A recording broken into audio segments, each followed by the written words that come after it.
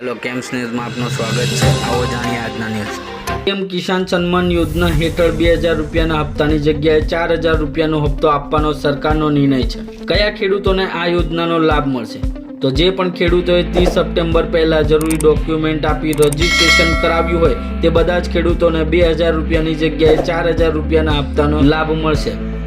સરકાર આ હપ્તો જમા કરાવશે એવો સરકારે નિર્ણય લીધેલો છે। નોંધનીય છે કે 2000 રૂપિયાની જગ્યાએ 4000 રૂપિયાનો હપ્તો તે જ ખેડૂતને મળશે જેણે નવું રજીસ્ટ્રેશન કરાવેલું હોય। તેના ખાતામાં પહેલો હપ્તો 4000 રૂપિયાનો આવશે।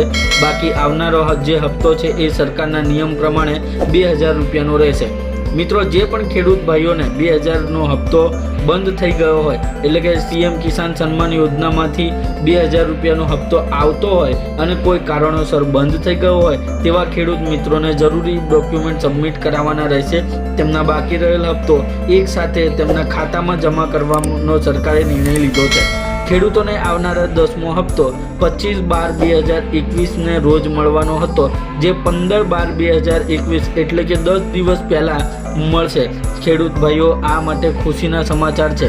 કેન્દ્ર સરકારે કિસાન સન્માન નિધિ યોજના હેઠળ રેગ્યુલર 2000 રૂપિયાનો હપ્તો આપવામાં આવતો હતો, જેને વધારીને 4000 રૂપિયાનો કરવાનો સરકારે જાહેરાત કરી છે, જે 2022માં તે યોજનાનો અમલ કરવામાં આવશે।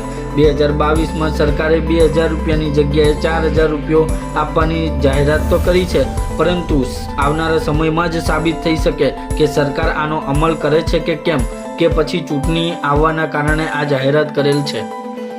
અમારી ચેનલની માહિતી પસંદ આવી હોય તો લાઈક કરો, શેર કરો અને જો તમે ચેનલમાં નવા હોવ તો સબસ્ક્રાઈબ કરી બેલ આઇકન દબાવો, જેથી કરીને આવનાર વિડીયોની માહિતી તમને મળતી રહે।